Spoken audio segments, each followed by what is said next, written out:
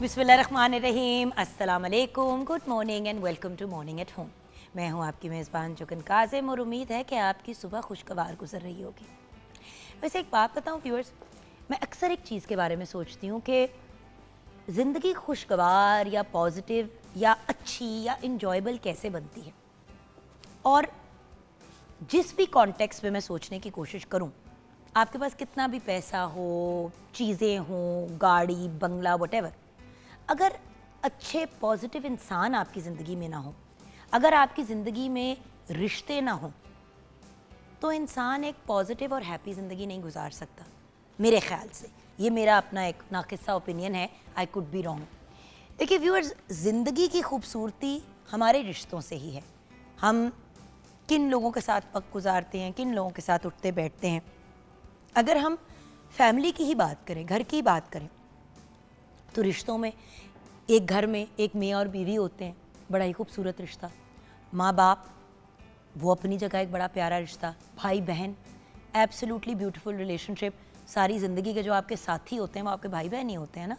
क्योंकि मैं ये बात अक्सर अपने बच्चों को भी तरीके से समझाने की कोशिश करती हूँ कि बच्चों, याद रखना कि एंड में आप 3 या आप 5 ही रह जाओगे, मेरे स्टेप किड्स इंक्लूडेड, तो पांचों बच्चे। मैंने कहा आप लोग आपस में ही रह जाओगे। माँ बाप इस दुनिया से रुखसत हो जाते हैं। ये ज़िंदगी का एक दुनिया का दस्तूर है, निज़ाम है, whatever you want to call it. तो नेचर तो यही डिमांड करती है कि माँ बाप दुनिया से चले जाते हैं, फिर भाई बहन रह जाते हैं, उनकी अपनी फैमिलीज़ हो जाती हैं या उनकी अपनी फैमिलीज़ होती हैं। तो आपकी पैदाइश से लेकर यूजुअली आखिरी सांस तक जो आपके साथी हैं वो आपके भाई बहन हैं। वो अपनी जगह एक बड़ा खूबसूरत ताल्लुक़। देन बच्चों के साथ पेरेंट्स का ताल्लुक़, ये सब रिलेशनशिप्स व्यूअर्स बहुत ज़्यादा मैटर करती हैं। और ये हमारी, जिनको हम कहते हैं ना, कोर रिलेशनशिप्स होती हैं। अब इन रिश्तों में अगर दरार आ जाए, अगर मसले मसाइल आ जाएं, अगर लड़ाइयाँ झगड़े फड्डे शुरू हो जाएं, तो ज़िंदगी बेरौनकी और ज़िंदगी में एक बेरुखी सी आ जाती है। इंसान का ज़िंदगी जीने को ही नहीं जी जाता। कितने लोग हैं जिनसे आप पूछें कि अगर वो डिप्रेशन में हैं या अगर वो किसी दुख में हैं, तो जब आप उनसे पूछते हैं कि दुखी होने का या डिप्रेशन का रीज़न क्या है, तो या तो ये रीज़न होगा कि कोई करीबी रिश्तेदार या कोई करीबी ताल्लुक़ जो है इस दुनिया से रुखसत हो गया, या वो बीमार हैं, या कहीं पे लड़ाई है, कोई मसला है जिसकी वजह से ताल्लुक़ जो है वो ख़त्म हो गया या उसमें गैप आ गया।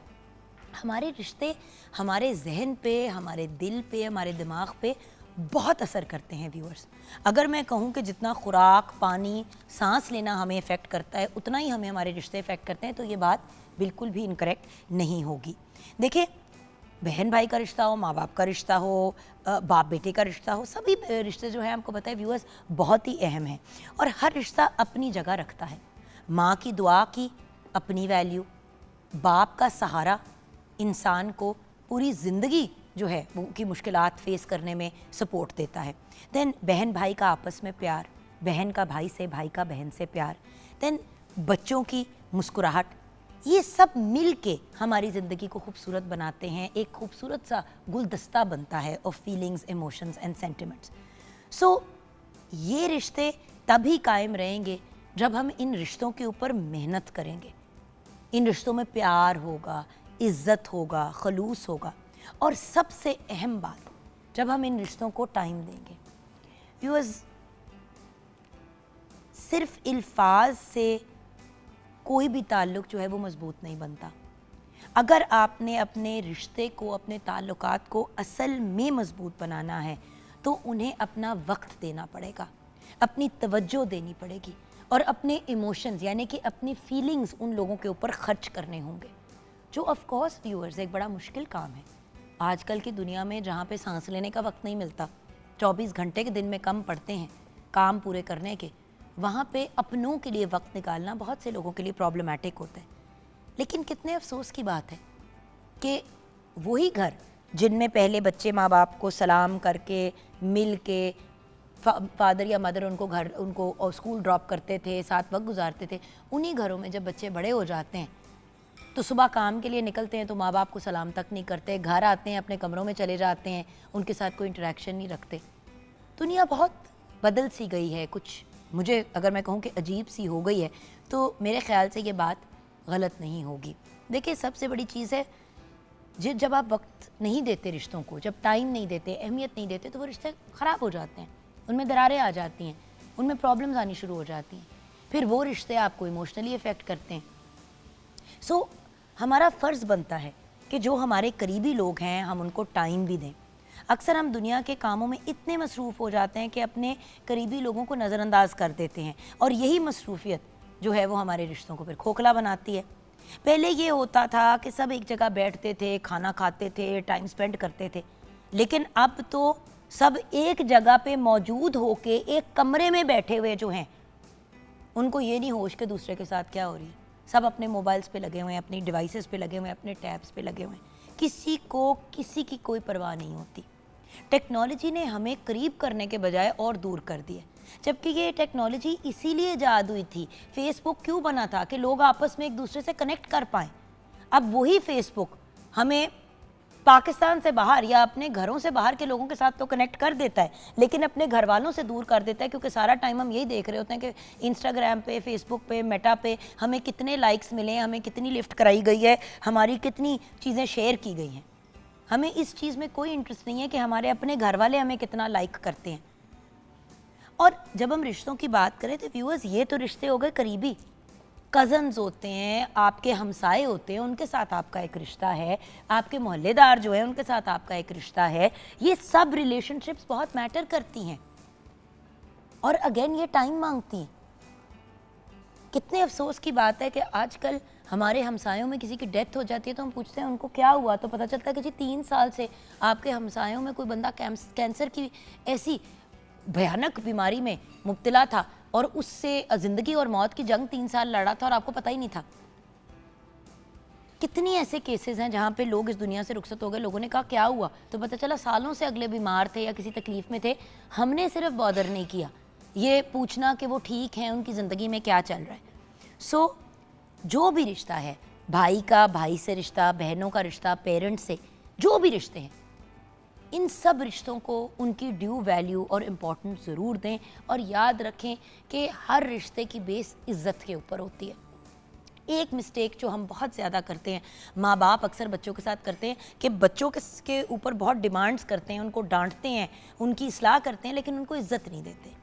तो इज़्ज़त तो हर इंसान का व्यूअर्स बुनियादी हक भी है और बुनियादी डिमांड भी है। तो अपने बच्चों को भी इज़्ज़त दें, अपने फैमिली मेम्बर्स को भी इज़्ज़त दें, हर बंदे को टाइम दें, उनके मसले मसाइल सुने। व्यूअर्स, जब लोग दुनिया से चले जाते हैं ना, बस उनकी यादें रह जाती हैं और ये रिग्रेट रह जाता है और ये एक अफसोस रह जाता है कि यार काश हमने टाइम दिया होता। सो रिश्तों की इम्पोर्टेंस आज इस पे बात भी करेंगे और अपने प्रोग्राम के सेकंड हाफ में आपकी मुलाकात भी एक ऐसे कपल से कराएंगे, क्योंकि आज हम फोकस करेंगे मियाँ और बीवी के रिश्ते पे।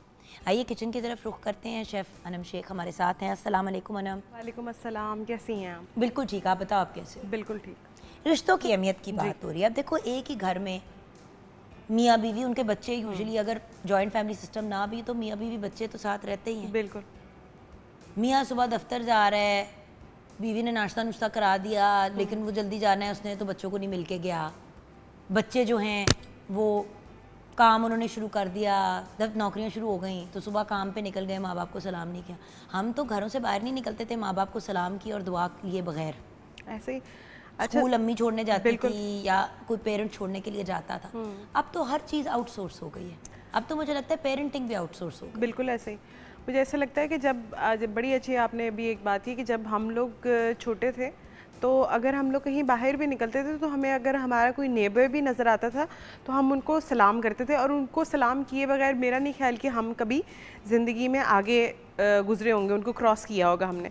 तो ये बड़े ही बेसिक एथिक्स हैं और ये इम्पॉर्टेंट रोल आपकी लाइफ में रखते हैं कि जो रिश्ते होते हैं ना वो बहुत इंपॉर्टेंट होते हैं आपकी, चाहे वो आपके अपने माँ बाप हैं, आपके दोस्त अहबाब हैं, कोई भी। एक और रिश्ता भी है आपके घर के स्टाफ के साथ। एग्जैक्टली। देखें, जो लोग आपके घर में काम करते हैं, आप सोचें कि व्यूअर्स आप लोग उनसे घर वालों से ज़्यादा कभी कभी टाइम साथ उनके स्पेंड करते हैं। क्योंकि कोई बंदा अगर आपके घर में सफाई करने आया है तो आप उनसे बातचीत हो रही है, चीज़ें हो रही है, कोई बंदा आपके घर में खाना बनाता है, तो जो आपके घर में लोग काम करते हैं उनके साथ भी आपका एक रिश्ता है। बिल्कुल। और वो रिश्ता रिस्पेक्ट का होना चाहिए, प्यार का होना चाहिए, पॉजिटिविटी का होना चाहिए। क्योंकि व्यूअर्स याद रखिए, जो लोग अपने घरों को छोड़ के आपके घरों में आके रह रहे हैं या आपके घरों में काम कर रहे हैं, वो ज़्यादा टाइम तो आपके साथ ही गुजार रहे हैं। बिल्कुल सही और बात। पता नहीं किस तकलीफ, किस दुख, किन मसाइल में मुब्तला वो लोग आपके पास नौकरियों के लिए आते हैं। फिर जब आप भी उन पर चढ़ाइयाँ करते हैं, बेइज्जतियाँ करते हैं, गालियाँ निकालते हैं, इंसल्ट करते हैं, तो क्या रह जाता है पीछे। और याद रखिएगा व्यूअर्स, आपके यही अमाल हैं, यही अमाल हैं जो आखिरत में आपके लिए या तो आसानी पैदा करेंगे या आपकी तकालीफ में इजाफा करेंगे। बेशक, तो बिल्कुल। ये भी एक रिश्ता है जिसको याद रखना चाहिए। आपके कॉलीग्स के साथ आपका एक रिश्ता है। मैं अगर आपको अपने घर की बात करूँ तो समटाइम मैं अपनी हाउस हेल्प जो है आंटी हमारे घर पे होती है, मैं अक्सर औकात उनको कहती हूँ, मैं कहती हूँ आप ऐसे, मुझे ना कभी कभी ऐसा लगता है कि ना आपने हमें रखा हुआ है, हमने आपको नहीं रखा हुआ। तो मतलब कि ये वाला लेवल जो है उनका हमारे साथ है घर के अंदर, क्योंकि उनको बहुत ज़्यादा टाइम हो गया हमारे घर पे, लाइक 30-40 ईयर्स हो गए उनको हमारे साथ हमारे घर पे काम करते हुए। तो वो उनको हमने कभी भी ऐसा नहीं समझा कि वो हमारी हाउस हेल्प, उनको हमने अपने घर का मेंबर ही समझा है। तो हम तो उनको ऐसे ही लेके चलते हैं। जुगन आपी, इसमें एक रिश्तों में मैं ना एक बात ज़रूर यहाँ पे कोट करना चाहूँगी, आपकी तरबियत बहुत काउंट करती है। आपके पेरेंट्स आपको कैसे रेज करते हैं, ये आपकी तरबियत के अंदर बहुत इंपॉर्टेंट रोल रखती है कि आप आने वाले वक्तों में कैसे रिश्ते। क्योंकि आज मैं आपको एक बात बताती हूँ, मेरी फैमिली में किसी ने ये बात की और मैं बड़ी हैरान हुई। हमारे घर में सिस्टम है कि कोई भी हो, जिस तरह मेरी जो गाड़ी चलाते हैं सुहेल भाई, उनको सुहेल भाई बुलाती हूँ। सिद्रा मेरे से उम्र में छोटी है, मैं उसको सिद्रा बुलाती हूँ, जो मेरे घर में काम करती है बच्ची। लेकिन घर में सारे जो हैं वो सिद्रा आपी उनको उसको बुलाते हैं। बिल्कुल सही, ठीक है। और स्पेशली मेल और फीमेल आपस में आपी और भाई करके एक दूसरे से बात करते हैं। स्टाफ भी काफ़ी ज़्यादा। तो मैं अपने एक रिलेटिव के घर कराची गई, उनकी तरफ मैं ठहरी हुई थी। तो मैंने ना उनका कुक आया तो मैंने उसको फ़लाँ भाई कह के बात की और मैंने कहा थैंक यू फ़लाँ भाई। अच्छा, वो जब कमरे से बाहर गए तो आगे से जो रिलेटिव थे उन्होंने मुझे आके डांटना शुरू कर दिया, भाई हर घर का स्टाफ मेंबर राह चलता तुम्हारा भाई है, क्या जरूरत है सर पे मुलाजमों को क्यों तुम भाई बना रही हो। मैंने कहा मुलाजमों, मैंने कहा किस किस्म की लैंग्वेज। खैर मैं ऑब्वियसली जब बड़े कुछ कह रहे होते बंदा चुप हो जाता है। बोलते गए उन्होंने कहा कि कोई ज़रूरत नहीं है, हमारे घर में कोई भाई बहनों वाले रिश्ते नहीं होते, हमारे यहाँ बेगम साहब और साहब कहा जाता है और बीबी कहा जाता है, मेहरबानी से भाई और रिश्तेदार मत बनाओ इन सबको, क्योंकि मुझे घर में सब आप ही बुलाते हैं। बिल्कुल। और फैसल को भाई बुलाते हैं, ऐसा ही। हमजा बड़ा हो गया तो अब हमजा को हमजा भाई बुलाते हैं और हमजा सब अपने बड़ों को भाई और आप ही बुलाते हैं। तो इस बात पे एक वावेला मच गया और मेरी अम्मी को फ़ोन कर दिया गया कि ये पागल है। तो मैं इतनी हैरान हुई कि ये किस किस्म की बात है। हमें तो बचपन से सिखाया गया था, हमारे कुक थे इब्राहिम चाचा, हमने कभी उनको इब्राहिम नहीं कहा, हमेशा इब्राहिम चाचा ही कहा, क्योंकि वो नानों के एज ग्रुप के थे, वो नानों के पुराने कुक थे, वो उनको इब्राहिम भाई बुलाती थी, हम उनको चाचा बुलाते थे। एक अंडरस्टूड बात थी कि तमीज़ की बात है, एक रिस्पेक्ट की बात है, हम नामों से नहीं बुलाते अपने कल्चर में। तो मैं क्यों अपने घर में अगर कोई बंदा काम करता है उसको नाम से, कल को जब मेरा फिर बेटा या बेटी किसी को नाम से बुलाएगा, किसी बड़े को उनके नाम से बुलाएगा, तो फिर कितना बुरा लगेगा। बिल्कुल ऐसे ही। तो तरबियत तो आपने घर से स्टार्ट करनी है और घर में बड़े अहम लोग हैं जो आपके घर में काम करते हैं लोग, और उनको रिस्पेक्ट देना, रिगार्ड। आपने उनको कोई खरीद तो नहीं लिया। बिल्कुल ऐसा ही। और जुगन आप ही वो जॉब करते हैं टाइम के लिए, उन्होंने ये तो नहीं कोई कागज तो नहीं साइन किया कि जी आपके पास काम करे तो आप हमारी रज की बेइज्जती करें और हमें कोई रिस्पेक्ट ना दें। बिल्कुल सही। सो रिश्तों की जब बात करते हैं तो याद रखें, रिश्ता आपका बहुत से लोगों से होता है, घर में जानवरों से भी आपका एक रिश्ता है, तो उनकी रिस्पेक्ट करें। राइट, बिल्कुल। जुगन आप ही, ये चीज़ अगर आज आपके बच्चे इससे कर रहे हैं तो वो आपको देखते हैं कि आपने डे वन से ऐसा ही घर का एक माहौल, तो ये एनवायरनमेंट जो आपके पेरेंट्स जो एक क्रिएट करते हैं वो बहुत इंपॉर्टेंट है। आप उसी लेगेसी को लेकर जो है वो आगे पहुंचते हैं, फिर उसी वक्त में ही आप रिश्ते बनाओगे या फिर आप रिश्ते नहीं बनाओगे। क्योंकि अगर आपने घर में देखा है कि रिश्ते नहीं बनते, कोई किसी को इतनी इंपॉर्टेंस नहीं देता, तो आगे बाहर जाके भी वो किसी को कोई इंपॉर्टेंस नहीं देता। मैंने ऐसे लोग देखे जो कहते हैं जी हमारी अपने भाई बहनों से, हमारा अपने भाई बहनों के साथ कोई ख़ास ताल्लुक़ नहीं है। अच्छा, और कोशिश कर रहे होते हैं कि उनके आपस में जो उनके अपने बच्चे हैं उनका ताल्लुक़ हो। भाई जब आप माँ को देखेंगे उसका अपने भाई बहनों से कोई ताल्लुक़ नहीं, बाप को देखेंगे उसका कोई ताल्लुक़ नहीं अपने भाई बहनों के साथ, और वो आपस में ही दोनों मियाँ बीवी लगे रहते हैं, तो ऑब्वियसली जब वो बच्चे बड़े होंगे तो उनका आपस में क्या ताल्लुक़ होगा। बिल्कुल ऐसा ही। ये रिश्ते बड़े इंपॉर्टेंट होते हैं व्यूअर्स, मामू, चाची, फुफ्फी, ताया, नानी, दादा, दादी, ये सब रिश्ते बड़े इंपॉर्टेंट हैं।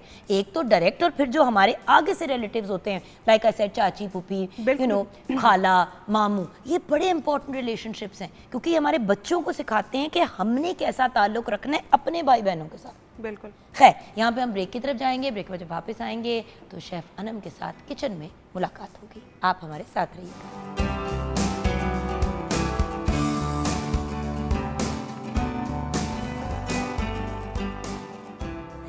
Welcome back from the break viewers. Break के बाद हमें ज्वाइन किया है ज़ैनब गोंदल ने, जिनको पता चल गया है कि मैंने कहा है कि इनको खाना नहीं बनाना था। ज़ैनब, आप बहुत अच्छी न्यूट्रिशनिस्ट, डाइटिशियन और फूड टेक्नोलॉजिस्ट हैं, लेकिन आपके हाथ में बिल्कुल भी मज़ा नहीं है। कोई बात नहीं। वही सूप की रेसिपी आपने मुझे दी थी, आपने ही दी थी। बिल्कुल दी थी। एक दाल का सूप था व्यूअर्स, जो कोई 3 रमज़ान पहले इन्होंने बताया हमें। हाँ, 3, इस पिछले से पिछले 3 रमज़ान पहले आपने कहा था कि ये सूप जो है हम अगर पी लें इफ्तार में तो बड़ा अच्छा ही हो। अच्छा, बात हो गई। तो कहती है मैं आपको बनाना सिखाती हूँ। उन्हें ऑन एयर बनाया। इफ्तारी के वक्त जब हमने उसको ट्राई किया, जब रोज़ा खुला, तो मैंने कहा ज़ैनब ये क्या है? मैंने कहा मैंने भी ये सूप पिया हुआ, ये ऐसा नहीं होता। अच्छा, अगले दिन मैंने वही सूप बनाया। बताओ फिर। रीज़न ये था कि आपके पास इंग्रेडिएंट्स पूरे थे, मेरे पास इंग्रेडिएंट्स पूरे नहीं थे। उसके बाद ऐसी ज़ैनब की रेपुटेशन व्यूअर्स ख़राब हुई है, ऐसी हमारे सेट पे ख़राब हुई है। मशवरे सारे खाने के हम इससे लेंगे, लेकिन इससे खाना नहीं बनवाएंगे हम कभी। नहीं, खाना आप मेरे से बनवा के देखें, लेकिन इंग्रेडिएंट्स पूरे होने चाहिए, शर्त ये है। अब आप ये देखें कि आप मुझे कहें कि हम इंशाल्लाह जब आपकी शादी करेंगे तो ऐसी जगह पे करेंगे जहाँ पे मियाँ को खाना बनाना आता होगा, आप किसी को फूड पॉइजनिंग ना ये करें। तो वैसे बहुत ही अच्छी बात हो जाएगी। I like it. लेकिन मैं जो है ना, शागिर्द में आपके पास पढ़ूंगी फॉर श्योर, सीखने के लिए खाना फॉर एवरी टाइम, चाहे वो अगले साल पढ़ जाऊं, 2 साल बाद, जब भी हो सीख के जाऊंगी। बातें तो नहीं ना अब आपको सुनवानी मैंने। इतनी सुनाने के बाद कह रही है बातें नहीं सुनानी। अच्छा, हम बात कर रहे हैं आज रिश्तों की। सबसे पहले तो मैं उस पर बात करना चाहूँगी। देखो ज़ैनब, हमारे मुख्तलिफ़ किस्म के रिश्ते होते हैं। जैसे आप अपने पेरेंट्स के बहुत क्लोज हो, अपनी बहन के बहुत क्लोज हो, आपकी बहन की बेटी ऑलमोस्ट आपको मामा समझती है और आपको ही चिमड़ती है ज़्यादा। वो कहती मामा है, वो आपको कहती मामा है। सो बात ये कि ये रिश्ते बड़े खूबसूरत होते हैं, और रिश्तों की अहमियत को समझना एक बहुत बहुत बड़ी ब्लेसिंग है। ऐसे ही अगर इंसान समझ जाए टाइम पे। होता क्या है कि माँ बाप जब इस दुनिया से रुखसत हो जाते हैं या रुखसत होने वाले होते हैं, लास्ट स्टेजेस पे होते हैं, तो एकदम से हमें होता है कि ओहो, माँ बाप की तो खिदमत करनी थी। ऐसे ही। क्योंकि माँ बाप भी तो ऐसे ही होते हैं ना कि स्ट्रॉन्ग, और हमें नहीं दिखाते। इसी तरह कोई एकदम से वाकया होता है, कोई खुदा न खास्ता चीज़ होती है, किसी के भाई की डेथ हो जाती है, तब आपको एकदम से ख्याल होता है कि यार ये क्या हो गया। तो राइट टाइम पे, यानी कि हर रोज़ अगर हम कदर करें तो उससे बेहतर टाइम क्या है। और जगन पे मैं आपको एक मज़े की बात बताऊं, अगर आप अपने रिश्तों की कदर करना शुरू कर दें, उन्हें टाइम देना शुरू कर दें, तो हमारे माशरे में से बहुत हद तक जो डिप्रेशन और एंजाइटी है ना, ये ख़त्म होना शुरू हो जाएगी। जब आप चीज़ें शेयर कर पाते हो with the right person. Of course मैं हर बंदे से शेयर करने का नहीं कह रही, हर रिश्ते को मैं ये नहीं कह रही कि वो बहुत अच्छा है, लेकिन कोई तो ऐसा रिश्ता हो जो आपके इतना क्लोज हो कि आप उससे अपनी हर बात कर सको, आप उससे अपना हर दुख सुख शेयर कर सको। जब आप अपने आप को समझे शेयर कर लेते हो, लेट गो कर देते हो चीज़ों को, तो लाइफ बहुत आसान हो जाती है आपके लिए। पेरेंट्स की अगर हम बात करें, वो मोस्टली 90% ऑफ द टाइम्स आपके लिए खड़े होते हैं, लेकिन जब हमारी बारी आती है ना कि हमने उनके लिए खड़े होना है, तो हम 10% भी अनफॉर्चुनेटली नहीं खड़े हो पाते। लेकिन बहुत सारे लोग मैंने देखा है कि वो अपने पेरेंट्स के लिए इस तरह से खड़े होते हैं कि वो शायद पेरेंट्स भी उनको नहीं कर पाते उस तरह से डिफेंड या उस तरह से। और हमारे सोसाइटी में मैं कहूँगी कि लड़कियों के लिए स्पेशली ये लाइफ बहुत मुश्किल है, क्योंकि अगर उनके पेरेंट्स उनके पीछे नहीं खड़े उनकी ढाल बन के, तो हम देखते हैं कि उनके साथ क्या क्या नहीं हो जाता। बच्चियाँ रुल जाती हैं, जो सीधी बात है। कोई भी इंसान, सीधी बात है व्यूअर्स, अपनी सपोर्ट सिस्टम के बगैर मेरे ख्याल से रुल ही जाता है। मैंने तो हमेशा यही बात की है। मेरे अब्बू की डेथ हुई व्हेन आई वाज 21। ऐसे लगा जैसे सर से छत उठ गई है। और दुनिया का कोई, आपका शौहर कितना भी अच्छा हो, आपके बच्चे कितने भी अच्छे हो, बाप बाप है। उसी तरह जिस तरह शौहर शौहर है, बेटा बेटा है, तीनों को आप इंटरचेंज नहीं कर सकते हैं, रिप्लेसमेंट नहीं। जबकि एक तरह से ढाल ही होता है ना, बेटा भी ढाल होता है, बाप भी होता है, भाई भी होता है, बेटे भी होते हैं। ऐसे ही ये सारे ताल्लुकात जो हैं ये हमें स्ट्रॉन्ग बनाते हैं। और अगर ये ताल्लुकात छूट जाएं तो हमें कमज़ोर बना देते हैं। ये याद रखना बहुत ज़रूरी है। बिल्कुल। मजबूत तो याद रहता है, कमज़ोर भूल जाते हैं। तो जब अगली बार कोई इंसान अपने भाई या बहन से इस बात फाइनेंसेस या पैसों, बड़ी दफ़ा ऐसा होता है कि पैसे की वजह से भाइयों की लड़ाई हो गई और फिर कोई ताल्लुक ही नहीं रहा आपस में, बिल्कुल ऐसे। ना बच्चों का आपस में रहा, ना भाइयों का आपस में ताल्लुक रहा। अच्छा, उसी तरह बहन को हिस्सा नहीं देना जायदाद में, तो उससे ऐसा आक किया कि उससे बातचीत ही छोड़ दी। अच्छा, मेरा ये ख्याल है कि अगर शायद पैसा, हम दुनियावी चीज़ें बहन इतनी भाइयों से बैठ के शायद ये डिस्कशन अगर कर लें तो शायद वो बहन भाई आपको वैसे ही को थोड़ा ज़्यादा हिस्सा दे दे। That's the fact. मुझे लेकिन ये बात लगता है। पता है क्या है जान, हक आप जब किसी का भी मारते हैं, चाहे सगी बहन का, भाई का, माँ का, बाप का, उसका आपने जवाब रब को तो देना ही देना है ना। मुझे लगता है आजकल हम दुनिया में ही दे देते हैं। दुनिया में भी देख मकफाते अमल। खैर, बढ़ते हैं आज के टॉपिक की तरफ। आज हम बात करेंगे तलबीना की। यस। तलबीना माशाल्लाह से हमने सुना है कि इसके बारे में भी सुना है और इसकी, बट मुझे कभी भी ये नहीं समझ आया कि तलबीना में डलता क्या क्या है। और बेसिकली तो सुना है कि एक पावर पैक्ड सुपर फूड है ये। बिल्कुल ऐसे ही। सो ज़रा एक्सप्लेन करोगी तलबीना के बारे में हमें, इसकी हिस्ट्री, ये क्या है? तलबीना की जब भी हम बात करते हैं तो हमारे माइंड में सबसे पहले नबी पाक सल्लल्लाहु अलैहि वसल्लम की वो हदीस आ जाती है कि जिसमें है कि हर बीमारी का, हर कमज़ोरी का जो इलाज है वो तलबीना के अंदर मौजूद है। और अगर हम मौत के अलावा ऑफ कोर्स अगर हम तलबीना की बात करें तो मुझे ये लगता है कि शायद मौत भी आसान कर देती हो आपके लिए, जितना आपको वो एक्टिव और हेल्दी रखती है बेसिकली। अब इसमें सबसे पहले डलता क्या है, फिर इसकी रेसिपी क्या है, वेट लॉस, वेट गेन कैसे इस्तेमाल करना है, क्या बनाना है, वो चीज़ें आहिस्ता आहिस्ता साथ साथ बताती हूँ। सबसे पहले इसके इंग्रेडिएंट्स में दूध आता है, जो कि ऑफ कोर्स हमें पता है प्रोटीन है, हमारे लिए बड़ा हेल्दी है। उसके बाद इसमें खजूर आ जाती है, जो कि खुद एक एनर्जी का पावर पैक है, आपके लिए नरिशमेंट है, फाइबर का बहुत अच्छा सोर्स है, आपके लिए एक नेचुरल लैक्सेटिव है, बहुत सारी बीमारियों से आपको बचाती है। बल्कि इसमें एक और बात याद आ गई कि प्रेगनेंसी में लास्ट ट्राइमेस्टर में तो हम रिकमेंड करते हैं कि एक दिन में, ऑफ कोर्स अगर आपका गायनोकोलॉजिस्ट आपको अलाउ करता है, आपकी कंडीशन अलाउ करती है, तो आप एक दिन में 3 से 6 खजूरें डेली इस्तेमाल करें। ये आपकी लेबर पेन को बहुत ज़्यादा हल कर देती हैं और आपके लिए बहुत आसानी होती है। उसके बाद इसमें नट्स और सीड्स जो हैं वो ऑफ कोर्स हम अपनी मर्जी से डाल सकते हैं। किशमिश, बिल्कुल, हम जो है मेवाजात, बादाम, पिस्ता, काजू, अखरोट, इसकी एक प्रॉपर रेसिपी जो मैंने बना के ट्राई की हुई है, फिर आप मेरी उस पे आएंगी। और दलिया ऑफ कोर्स, क्योंकि दलिया तो उसका बेस है, जौ का दलिया। बाय द वे व्यूअर्स, जौ का दलिया, बार बार ये हम क्लियर करेंगे क्योंकि हर दलिया एक जैसा नहीं होता, ये अंडरस्टैंड करना इंपॉर्टेंट है। ओट्स भी जो आप जाके ले लेते हैं मार्केट से, अब तो लोग वो वाले ले लेते हैं जो 5 मिनट में तैयार हो जाते हैं कि गर्म पानी डाला, मिक्स किया, वो इंस्टेंट। उनकी अफादियत वो नहीं है जो प्रॉपर पका के जो दलिया होता है उसके अंदर होती है। अच्छा, मैंने जौ का जो था ना इंग्रेडिएंट, वो लास्ट में खुद अपनी मर्जी से इसलिए रखा था ताकि मैं इसमें ज़रा डिटेल से, सॉरी नहीं कोई नहीं, वो आपने उसको एक्सप्लेन कर दिया है बहुत हद तक, जो कि बात ठीक है। दलिया जो है वो इसका मेन पार्ट इसलिए भी है क्योंकि जौ को हमने देखा है कि जिस भी पेशेंट में हमने दिया है, जिस भी फॉर्म में हमने इंट्रोड्यूस कराया है, उसने ताकत दी है, उसने आपके निज़ाम हज़म को बेहतर किया है, आपके मैदे पे। अब इसके बनाने का तरीका है, जौ का की रोटी लोग बनाते हैं, बिल्कुल, बिकॉज होता ये है कि व्यूअर्स, मैदा और आटा जो है बहुत से लोगों को आजकल सूट नहीं करता ग्लूटेन की वजह से। और ऑफ कोर्स अगर कोई डायबिटिक है या कोई इस तरह के इशूज़ है तो बहुत सी ऐसी जगह, क्योंकि प्योर आटा तो उस तरह से मिलता भी नहीं है चोकर वाला। अब ग्लूटेन की अगर मैं यहाँ पे एक छोटी सी बात बताऊँ, रिसर्च जो नई आई है उसमें ये है कि पहले लोगों में, हम अक्सर बात करते हैं ना, पहले ये बीमारी नहीं थी, अब ये बीमारी है। ग्लूटेन आजकल पिछले तकरीबन 10 से 15 सालों में ज़्यादा लोगों में क्यों पाई जा रही है? क्योंकि उससे पहले जो ग्लूटेन का आटा हमारे पास आता था उसमें ग्लूटेन की कंटेंट होता था 3 to 6%। जो अब आटा हमारे पास आ रहा है उसमें 13 to 16% ग्लूटेन मौजूद है।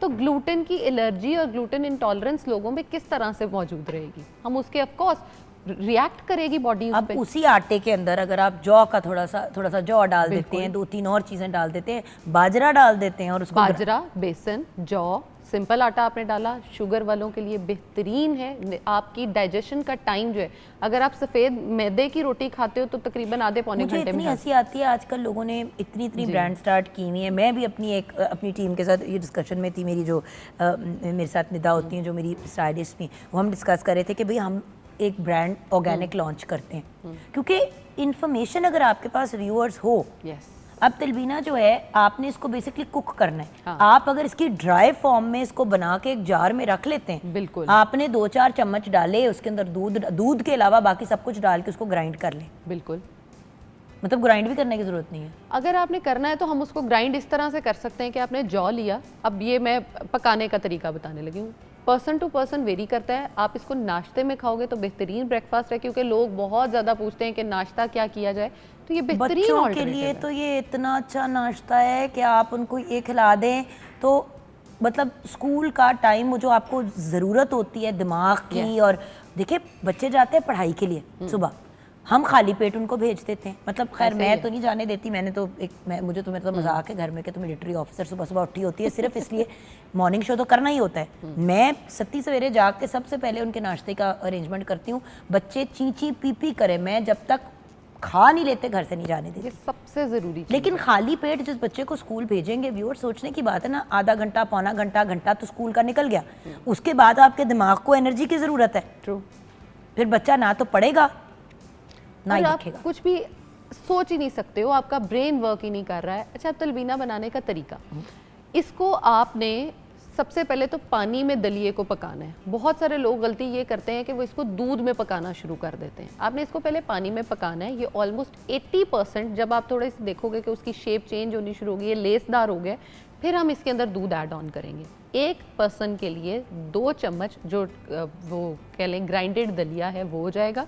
जो जौ हम उसमें डालेंगे उसको पानी में हमने कुक कर लिया, जब वो ड्राई हो गया, थोड़ा सा गल गया, लेसी हो गया, उसके अंदर हमने 1/4 कप से लेके पूरा 1 cup, depending on the person, अगर आप वेट लॉस कर रहे हो तो 1/4 कप आपकी रिक्वायरमेंट होगी।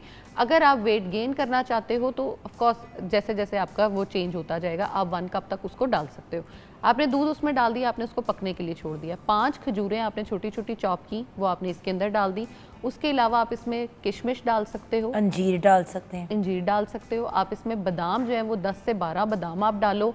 आप इसमें 2-3 अखरोट डालो, आप फूल इसमें मखाने। काजू डालो, पिस्ते डालो, फूल मुखाना आप इसके अंदर डालो। आप इसके अंदर कमरकस तक डाल सकते हो, कमरकस, और ये चीज़ें सारी मिल के अब आपके लिए करती क्या है, आपने इसको अच्छा कुक करने के लिए रख दिया। जैसे ही आप देखोगे थोड़ा सा वो फॉर्मी होना शुरू हो गया, आप इसको निकाल दो, ठंडा होने के लिए रखो। अगर आपको एक्स्ट्रा स्वीटनेस पसंद है आप इसमें शहद भी डाल सकते हो, लेकिन ऑफ कोर्स नेचुरल होना बहुत ज़रूरी है, क्योंकि आपने व्यूअर्स, इतनी सच्ची बात हेल्दी बताऊं, अगर आपने खजूर डाला हुआ है, किशमिश डाली हुई है इंजीर और है। आपने इंजीर डाल दी है, तो आपको बिल्कुल भी मीठे की ज़रूरत नहीं है। Yes, और अगर आपको मीठे की तलब हो रही है तो एक मैश करके इसमें केला डाल दें, बिल्कुल। तो वो फिर भी बेहतर है उस 1 चम्मच चीनी या शहद से जो आप अदरवाइज़ डालेंगे। ब्रेक की तरफ जाएंगे, ब्रेक के बाद जब वापस आएंगे तो वेट लॉस के लिए कैसे यूज़ करें, वेट गेन के लिए कैसे यूज़ करें, बच्चों की के लिए अगर ब्रेकफास्ट में से यूज़ करते हैं कि बाय इट सेल्फ यूज़ कर सकते हैं या उसमें कोई प्रोटीन अंडा शंडा फिर आपको साथ में देना, ये सारी चीज़ें हम जानेंगे ज़ैनब से ब्रेक के बाद।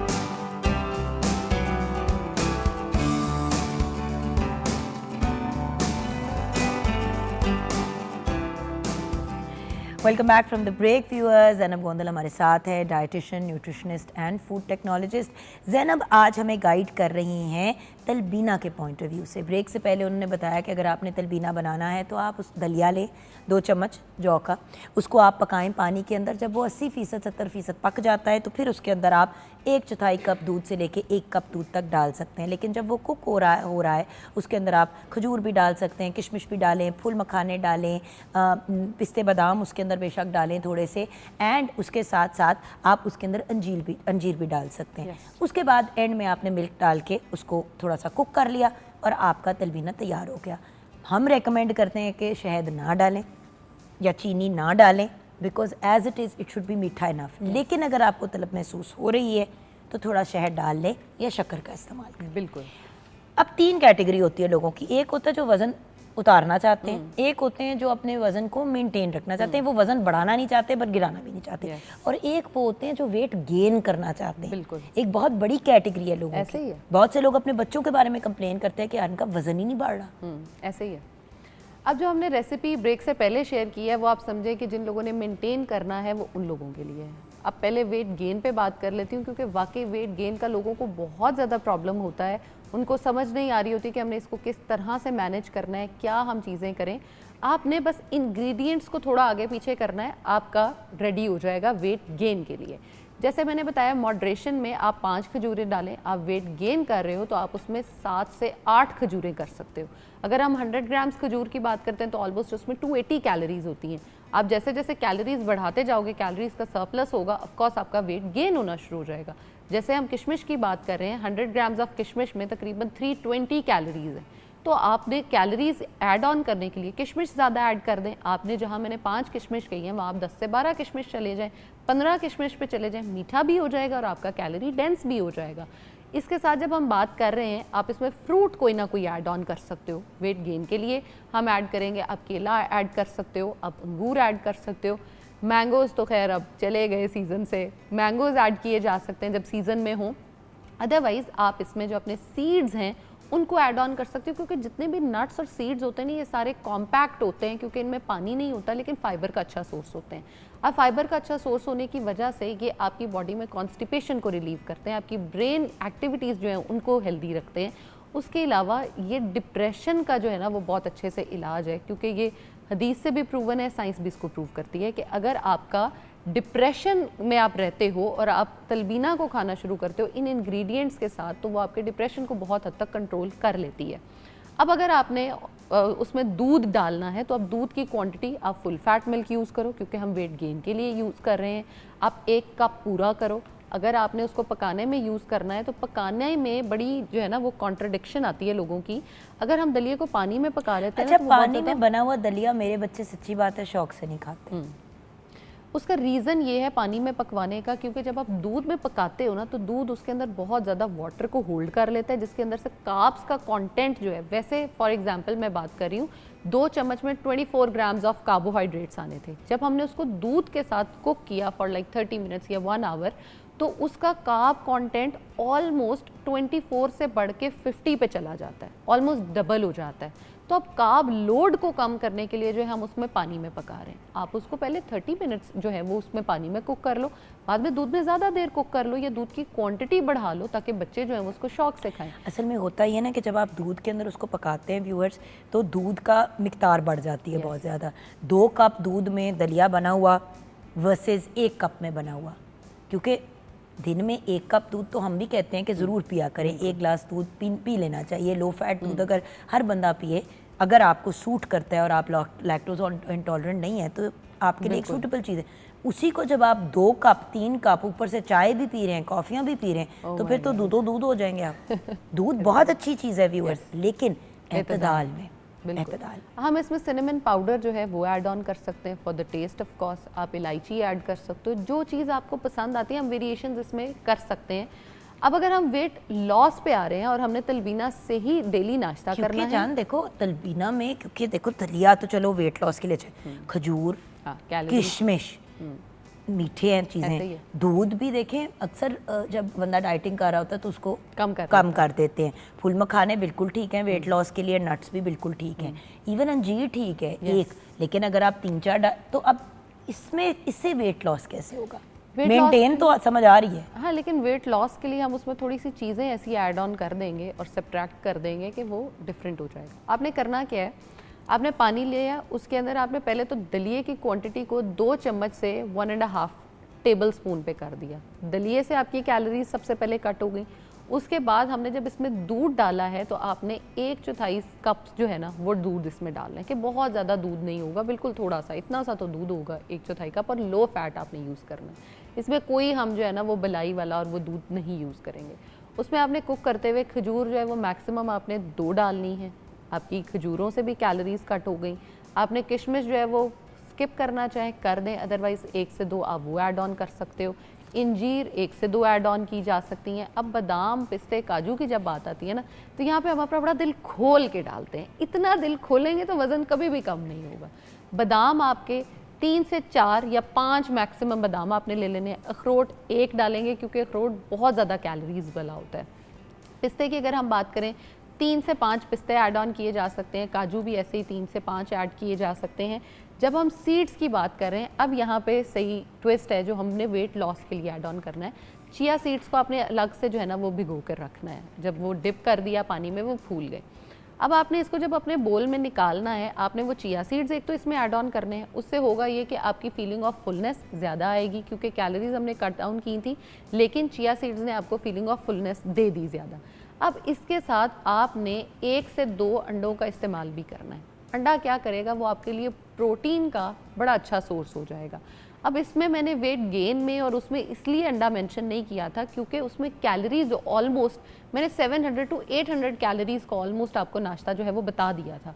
अब अगर उसमें अंडा भी ऐड ऑन करेंगे तो वो ऑलमोस्ट 1000 कैलोरीज पे चला जाएगा। तो इतना कैलोरी डेंस जो है नाश्ता वो मैं नहीं देना चाह रही थी, इसलिए मैंने वहाँ अंडा ऐड ऑन नहीं कराया, लेकिन यहाँ पर मैं करा रही हूँ। आप अगर बहुत सारे लोग अच्छा ये भी करते हैं कि वो इसको नमकीन दलिया भी बना के खाते हैं वेट लॉस में। वो इस तरह से करते हैं कि जो दलिया है उसको वो पानी में कुक करते हैं और इसी के अंदर मसाला जार डालते हैं, सब्जियां अपनी डालते हैं और इसको कुक करके देखो नमकीन दलिया बड़ा मज़े का होता है, लेकिन वो तलबीना नहीं है। फिर वो तलबीना नहीं है, आप उसको तलबीना नहीं बुला सकते। देखिए जो चीज़ जो है उसको उसके कॉन्टेक्स्ट में आपने लेके चलना है। तलबीना बेसिकली एक मीठी चीज़ है, बिल्कुल खीर का रिप्लेसमेंट हम कह सकते हैं एक तरह से। एंड द पॉइंट इज नमकीन दलिया मुझे इसलिए फ़नी लगता है क्योंकि लोग क्या करते हैं कि पहले देसी घी में चीज़ें भून ली, हाँ जी, फिर उसमें दलिया डाल दिया और उसमें पानी डाल दिया, अच्छा पूरा एक सालन तैयार कर और दिया वेट लॉस के लिए खा रहे हैं और कहते हैं कि ये क्योंकि उसमें चीनी नहीं है। ये भी तो एक प्रॉब्लम है ना नम के को। तो मैं भी बैठे हुए सोच रही थी कि जब हम वेट मतलब लूज़ करना चाह रहे हैं तो अगर हम तलबीना के साथ उसके अंदर अगर जैसे भी आपने बताई है रेसिपी, अगर हम ऑन साइड उसके साथ फ्रूट्स कंबाइन कर ले, जैसे एक कंप्लीट एक बाउल सा आप बना लेते हैं, इसके ऊपर आपने थोड़े से फ्रूट्स भी रख दिए, तो मेरा ख्याल है कि वो कैलोरीज उसके साथ भी बैलेंस हो जाएगी। बेरीज वगैरह आप डालें वो वैसे ही लो बेरीज वगैरह वो मतलब वो एक वो खूबसूरत भी थोड़ा सा एलिमेंट भी आ जाएगा और थोड़े सीड्स भी आ जाएंगे उसके अंदर। अनम वो शेफ जाग उठी है ना, अनम में खूबसूरती भी होनी चाहिए। नहीं मेरा में हम कौन से सीड्स खा सकते हैं? मेरा एक सवाल है, नहीं मेरा एक सवाल है, मुझे एक बात बताओ ज़ैनब, जो भी चीज़ दिखने में अच्छी लगती है वो खाने को दिल चाहता है। अब जो बंदा डाइटिंग कर रहा होता है उसको मौत इस बात पे आ रही होती है कि यार हम डाइटिंग कर रहे हैं तो इतना बदजायका खाना, इतना बदजायका खाना। वेट लूज करने का मतलब ये नहीं है कि आपकी जिंदगी बर्बाद हो जाए। अच्छा हम लोगों ने ना अपने खाना लिए भी तो खाना, बिल्कुल हमने अपने लिए मुश्किलात खुद पैदा की हैं। हमने क्या किया जी, हम ग्रिल्ड चिकन भी तो खा सकते हैं। हमने वेट लॉस के लिए ग्रिल्ड चिकन को रिप्लेस किया जी, हम बॉइल्ड चिकन खाएंगे। अब बॉइल्ड चिकन लिटरली नहीं अच्छा लग रहा, अपीलिंग नहीं है, तो आप वो एक दिन खा लोगे, 2 दिन खा लोगे, ख़त्म हो जाएगी बात। फिर हम कहते हैं कि जी चने बड़ी अच्छी सोर्स है, वेट लॉस भी कराता है। लोगों ने क्या किया, भर भर के बोल डेली चनों के खाने शुरू कर दिए। 2-3 दिन पहले एक क्लाइंट मेरे पास आई है और आके मुझे कह रही है मेरी चनों से बस हो गई है। मैंने कहा तो तुम इतने चने क्यों खा रही हो? मुझे कह रही मुझे लग रहा है मैं ना कोई पता नहीं, छोड़ देते हैं इस बात को, उससे खुद को किससे मिलाया और क्या कहा। मैंने आगे से सोचा, मैंने कहा मेरी बात सुनो, तो तुम्हें किसने कहा इतने चने खाओ? मुझे फलाने ने बताया था तुम चने खाओ तो तुम्हारा वेट लॉस। तो मतलब न्यूट्रिशनिस्ट के पास आप, अच्छा ये एक बहुत बड़ी चीज़ है जो मुझे बड़ी बॉदर करती है। डायबिटीज़ है जी, डायबिटोलॉजिस्ट के पास, एंडोक्रिनोलॉजिस्ट के पास जा रहे हैं, उसने आपको पूरी बात समझा दी है, बीच में हम अपनी साथ साथ नुस्खे लगा रहे हैं। ऐसे ही है। आप अगर डाइटिशियन के पास, न्यूट्रिशनिस्ट के पास जा रहे हो तो भाई उसकी बात तो सुन लो। मतलब वो आपको कह रही है आपने ये करना है, आप उसका भी कर रहे हैं, साथ में आप 4 और नुस्खे लेके चल रहे हैं। हाँ देखिए ये बहुत मसला है। ये जो गूगल वाला सीन है ना, गूगल खोलकर नहीं अपने फलां की रिश्तेदार, फलां के जानने वाली का वजन कम हुआ था, फलां चीज पी के, फलां का कम हुआ था सिर्फ चने खा के, साथ में डाइटिशियन का डाइट प्लान भी चल रहा है, कावे भी चल रहे हैं, कावे भी चल रहे हैं। अच्छा क्या खा रही हो सुबह में? यार जो तुमने बताया था वो खा रही हूँ, लेकिन ना मेरी दोस्त की बहन ने ना 30 किलो कम किए, वो ना ये खा रही थी तो उसने वेट, तो उसने वो भी खाना शुरू कर दिया जो ये कह रही है, और वो भी तो और वजन चढ़ी जा रहा है और समझ नहीं आ और रही। वो देखिए ना कि जो ज़ैनब ने एक डाइट बताई है और एक उन्होंने बताई है, वो दोनों को मिक्स एंड मैच करके खा रही हैं तो कैलोरीज तो ऊपर भैया जा अगर रही तुम्हारी mix and match कैलोरी नहीं अगर कर रही पहले है ना। वो 500 की बता रही है, वो 800 की बता रही है, 13 मतलब जहाँ टोटल 1500 खानी थी वहाँ 2500 पे चले गए। बिल्कुल, अच्छा पहले पता है क्या प्रॉब्लम होती थी? व्हेन आई वाज यंगर, उस वक्त आप लोग एक सोच थे। तो बात ये है कि जब मैं छोटी थी तो मुझे याद है कि जब हम वेट लॉस की बात करते थे ना, तो इंफॉर्मेशन नहीं थी, हमें किताबें खरीदनी पड़ती थी। मेरे पास इतनी वेट लॉस की बुक्स थी, रेसिपीज थी, व्हाटएवर थी, आपके पास इंफॉर्मेशन नहीं थी। अब प्रॉब्लम ये है कि इतनी ज़्यादा इंफॉर्मेशन आ गई है कि आपको समझ ही कि नहीं सीधी आता बातें लेने के देने पड़ जाते हैं। एक्सेस हो गई है। सो एंड में क्या कहोगे? एंड में ये कहूँगी कि जिस पे भी ट्रस्ट कर रहे हैं ना, चाहे वो वेट लॉस के लिए कर रहे हैं, वेट गेन के लिए कर रहे हैं, हेल्दी लाइफ के लिए कर रहे हैं, फिर कुछ टाइम उस पर ट्रस्ट करें, लेकिन ब्लाइंडली उन लोगों पे ट्रस्ट मत करें जिनका आपको पता ही नहीं है। एटलीस्ट वेरीफाई ज़रूर करें कि हम किससे क्या इन्फॉर्मेशन ले रहे हैं और क्या कर रहे हैं। खुश रहें और दूसरों को भी रहने दें। मेरा हमेशा का बिल्कुल सही है। एतबार की जो बात कर रही हैं वो, तो एतबार एक्चुअली रिश्तों में एक बड़ी इंपॉर्टेंट चीज़ होती है, और हमने अब ब्रेक के बाद बात ही रिश्तों की करनी है, और स्पेशली मियाँ और बीवी के रिश्ते की, और किस तरह से हम लोग, मैं अब ये दोनों तो नहीं है मैरिड, मज़ीद जो भी मैरिड लोग हैं, अपनी ज़िंदगियों को कैसे बेहतर कर सकते हैं और किस तरीके से अपने आप को पॉजिटिविटी की तरफ लेके जा सकते हैं। बात बड़ी सिंपल है व्यूअर्स, एक रिश्ता चल रहा है, रेलू कट्टे की तरह चल रहा है, उस रिश्ते को अगर हम खुशगवार बना देते हैं, पॉजिटिव बना देते हैं, वो इंसान आपकी सेफ़ प्लेस बन जाता है, आप उसकी सेफ़ प्लेस बन जाते हैं, तो तभी ताल्लुक़ जो हैं वो सारी ज़िंदगी के लिए पॉजिटिवली चलता है। वरना फिर बातें तलाक पे आ जाती हैं, और फिर तलाक की शरह कितनी बड़ी हुई आप लोगों को भी पता है। सो ब्रेक के बाद वापस आएंगे, आप हमारे साथ रहिए।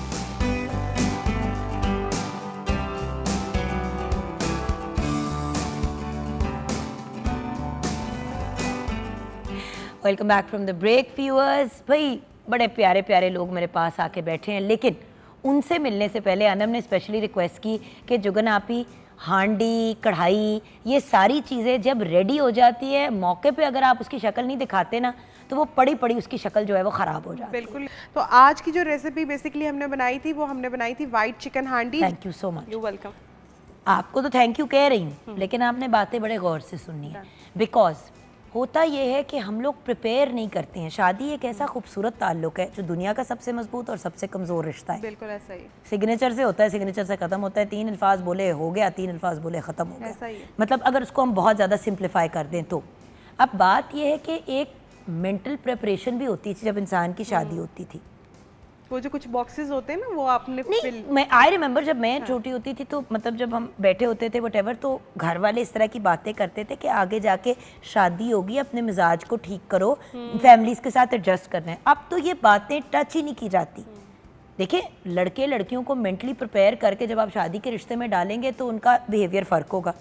अगर वो लिटरली एक जंग के मेंटल स्टेट में जाएंगे शादी के अंदर, तो क्या शादी चलनी है। ऐसा ही। सो हमारे साथ कुछ एक्सपर्ट्स हैं, आइए उनसे मुलाकात करते हैं व्यूअर्स। हमारे साथ अहमद शुजा चौधरी साहब है, ब्रिलियंट पर्सनालिटी, रिलेशनशिप थेरेपिस्ट भी हैं, लाइफ कोच भी हैं। अस्सलाम वालेकुम सर। वालेकुम अस्सलाम। Thank you so much for joining us. Then आज हमने एक बड़े ही अमेजिंग कपल को बुलाया है। इनसे वैसे तो आप हमारे शो पे मिल ही चुके हैं डिफरेंट कॉन्टेक्स्ट में, लेकिन आज इसलिए इनको बुलाया क्योंकि जब हम पावर कपल की बात करते हैं तो लोग कंफ्यूज हो जाते हैं कि पावर कपल होता क्या है। पावर कपल कोई बहुत ज़्यादा अमीर या बहुत ज़्यादा ग्लैमरस या वो नहीं होता। पावर कपल बेसिकली वो होता है जो दोनों मियाँ बीवी काम कर रहे हों, सारी चीज़ें एक साथ मिल के कर रहे हों, कि उन दोनों की स्ट्रेंथ्स कंबाइन होके उनको एक पावर कपल बना देती हैं। उस पर मज़ीद इन्फॉर्मेशन तो ऑफ कोर्स सर आप ही हमें देंगे, you are the expert. But हमारे साथ जो आज बहुत ही प्यारा सा कपल है, जिनको हमने आज एज हाई अचीवर्स बुलाया है, क्योंकि आपको तो हम हाई अचीवर्स बुलाते हैं, तो आज हमारे जो हाई अचीवर्स हैं शादी के डिपार्टमेंट में, वो हैं associate professor history department at the government college township Lahore. इसके साथ साथ travelogue and story short story writer भी हैं। हमारे साथ मोहम्मद हुसैन आलम हैं। अस्सलाम वालेकुम। वालेकुम अस्सलाम। क्या हाल है हुसैन भाई? मैं बिल्कुल ठीक हूँ। सोचिए आज हमने आपको बुलाया एज हाई अचीवर, आप अपने इस कॉलेजेस में हाई अचीवर्स से मुलाकात कराते हैं। देन हमारे साथ मेरी बड़ी प्यारी बहन, हमारी लाडली भाभी मलिहा हुसैन हमारे साथ हैं। खुद तो आप माशाल्लाह एक रिनाउंड आर्किटेक्ट हैं, लेकिन उसके साथ साथ assistant professor architecture department at the Lahore college for women university भी हैं। अस्सलाम वालेकुम। वालेकुम सलाम। अच्छा मलिहा जी, आपसे बात करने से पहले मैं चाहती हूँ सबसे पहले तो हम एक अंडरस्टैंडिंग की तरफ आएँ, एक डेफिनेशन की तरफ आएँ रिश्तों की अहमियत की। तो सबसे पहले तो मियाँ बीवी से पहले रिश्तों की अहमियत की जब मैं बात करती हूँ तो मैडम आपके जहन में क्या आता है? देखिए, एक फैमिली जब बनती है ना, तो रिश्ते अहमियत रखते हैं तो एक फैमिली बनती है, चाहे वो मियाँ बीवी का है, बहन भाई का है, माँ बाप का है, औलाद के साथ। तो ये अहमियत इसीलिए, और अल्लाह ताला ने ये हमें रिश्ते दे दिए हैं। ये ऐसे रिश्ते हैं, जैसे अगर आप बात करें तो मियाँ बीवी का तो रिश्ता बनाया जाता है, जबकि माँ बाप का रिश्ता अल्लाह बना के भेजता है औलाद के साथ, या भाई बहन का रिश्ता। पर जोड़ियां भी आसमानों में जोड़ियां, बनती हैं, हमारा तो यही वो यकीन मैंने है। कहा, वो अल्लाह ताला बनाता है, अल्लाह ताला वसीले बनाता है और वसीले हम जो बनाते है हैं, बनाते हैं। तो मेरा ख्याल है कि रिश्ते जो है ये बहुत अहमियत के हामिल है, और इसमें जो सबसे इम्पॉर्टेंट चीज़ होती है मोहब्बत, केयर, ऑनेस्टी, ये जो है ना ये चीज़ें अहमियत रखती हैं। बिल्कुल। और ये जब डेवलप होती हैं तो आपका फैमिली सिस्टम भी स्ट्रॉन्ग होता है और आपके आगे जो बॉन्ड्स हैं वो भी स्ट्रॉन्ग होते हैं बिल्कुल सही। हर भाई, रिश्ते के लिए। आपकी तरफ अब मैं इसी बात को लेके आऊँगी। नो डाउट इन चीज़ों से रिश्ते स्ट्रॉन्ग होते हैं, सारा कुछ होता है। हम रिश्तों पे जब हम फोकस करते हैं, बट मुझे लगता है कि हमने रिश्तों को बहुत ही ईजी लेना शुरू कर दिया है। कहाँ एक वक्त था जब हम जाके माँ बाप को सलाम करते थे, उनसे प्यार लेके घर से निकलते थे, और कहाँ अब बच्चे घर में एंटर होते हैं, माँ बाप सामने खड़े होते हैं, सलाम करना नहीं ज़रूरी समझते, सीधे अपने कमरों में चले जाते हैं। रिश्तों को भी तो हमने हल्का लेना शुरू कर दिया, नहीं? इसमें ना वक्त के साथ साथ बहुत सारे एक्सपोजर्स, बहुत सारी अवेलेबिलिटीज़, बहुत सारे वो जो फैमिली प्रायोरिटीज़ होती थी वो बदल गई हैं, और हर फैमिली का एक अपना ब्रॉटअप होता है। फॉर एग्ज़ाम्पल अगर हम अपनी बात करें तो ये आर्किटेक्ट हैं, प्रोफेसर हूँ मैं, और बहुत सारी मैं चीज़ें करता हूँ, मीडिया पे भी जाता हूँ, बट जब हम घर आ जाते हैं और लिखना इतना, जी। आपको पता है अपनी आप की ज़ात का काम है, उसमें 10 लोग नहीं हो सकते। तो जब हम घर आ जाते हैं तो घर में हम मियाँ बीवी भी हैं, और बच्चों के वालिदैन भी हैं, और अपने वालिदैन के बच्चे भी हैं। तो हम चूँकि एक जॉइंट फैमिली में रहते हैं तो हमें पता है कि रिश्ते लेके कैसे चलने हैं। तो ये नई नस्ल जो है वो चूँकि सिर्फ अपनी सेल्फ को देख रही है, तो उससे फिर फ़ायदा या नुकसान उसके दोनों पहलू हैं। बिल्कुल सही कह रहे हैं आप भैया। और वही वाली बात sir, of course you are the expert in this department, तो आपसे ही हम बेहतर गाइडेंस ले पाएंगे। लेकिन पता नहीं क्यों सर, मुझे लगता है कि हम एक ऐसी दुनिया में रह रहे हैं जहाँ पे, जैसे मैंने कहा ना, कि हम रिश्तों को हल्का लेना शुरू हो गए हैं। उन्होंने जैसे कि कहा कि हम जॉइंट फैमिली सिस्टम में रहते हैं तो हमें रिश्तों की अहमियत का पता है। रिश्तों की अहमियत हम अपने बच्चों को सिखाएंगे तो उनको रिश्तों की अहमियत की समझ आएगी ना। सही बात। जब बच्चे का मामू से कोई एक्सपोजर ही नहीं है, चचा से कोई एक्सपोजर ही नहीं है, खाला से मुलाकात ही नहीं होती, कभी किसी ईद पे साल में 2-3 दफ़ा, 2-3 साल बाद कभी मुलाकात हो गई तो हो गई, तो उनको क्या रिश्तों की समझ आनी है सर? आपकी बात बिल्कुल ठीक है कि वक्त के साथ ये जो बदलते अंदाज हैं, जिस तरह अब लाइफ तेज़ होती जा रही है, मॉडर्नाइज होती जा रही है, गैजेट्स आ गए हैं हमारे पास, तो अब हम वो वाली बात जो आज से 10 साल 15 साल पहले, या जिस तरह आपने कहा था कि वो वाला टाइम चूँकि अब रह नहीं गया है, तो अब हम भी मॉडर्नाइज भी होते जा रहे हैं, उसके लिहाज से रिलेशनशिप के डायनेमिक्स भी चेंज होते जा रहे हैं। लेकिन फिर भी जो आपने शुरू में बात की थी कि relationships why they are important for us, या उनका क्या है, इसके लिए मैं आपको रेफ़र करता हूँ प्रॉबेबली हार्वर्ड यूनिवर्सिटी की एक 85 इयर्स लॉन्ग रिसर्च, जिसके अंदर उन्होंने इस बात को तय करने की कोशिश की कि हैप्पीनेस जो है उसके क्या क्या फैक्टर्स हैं, वो किस किस चीज़ पे उसका इन्हिसार है। क्योंकि हैप्पीनेस जो है वो अल्टीमेट डिज़ायर है हर इंसान की। आप ज़िंदगी में कोई कदम भी नहीं उठाते जब तक आपको ये तवक्को नहीं होती कि ये काम करने से मुझे किसी ना किसी तरीके की खुशी मिल जाएगी। तो okay, we all need happiness. तो जब वो उस रिसर्च के अंदर सारे फैक्टर्स देखे गए कि हैप्पीनेस के अंदर क्या क्या चीज़ कंट्रीब्यूट करती है, तो जो सबसे टॉप के ऊपर जो चीज़ आई थी वो थी रिलेशनशिप्स। कि हमारी ज़िंदगी के अंदर अगर हमारे रिलेशनशिप स्ट्रॉन्ग हैं, सिक्योर हैं, इमोशनल सपोर्ट हमें मिल रही है, and we are not feeling fear, maybe fear of judgement और फियर ऑफ लेफ्ट अलोन और वट एवर, अगर हमारे रिलेशनशिप स्ट्रॉन्ग हैं तो हमारी ज़िंदगी के अंदर इत्मीनान भी ज़्यादा होगा, खुशी भी ज़्यादा होगी। तो सर इधर ही फिर मैं आ जाती हूँ अपने नेक्स्ट क्वेश्चन की तरफ, जो अब मैं इधर से वापस लेके जाऊँगी, बिकॉज ऑफ कोर्स आप फाउंडेशन ले करेंगे तो हम उस पर आगे बात करेंगे।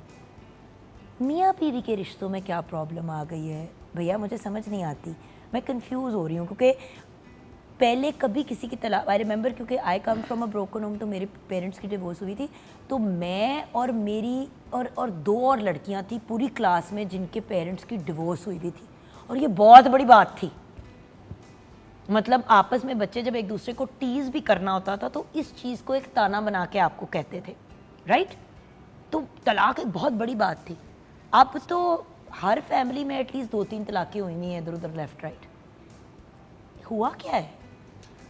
हुआ ये है कि अभी लोग ज़्यादा इंडिपेंडेंट हो गए हैं, वोकल हो गए हैं, मीडिया ज़्यादा आने की वजह से ओपिनियन ज़्यादा बन गए हैं, लोग अपनी अपनी जो अपनी से है उसको ज़्यादा अब पुट अक्रॉस कर सकते हैं, ठीक है। Now they have more ways and means. हमारी ख़वातीन जो हैं, चूँकि अब उनको भी इस बात का समझ है कि they are independent, they were independent, लेकिन they are more independent now, and this is good thing, this is not a bad thing.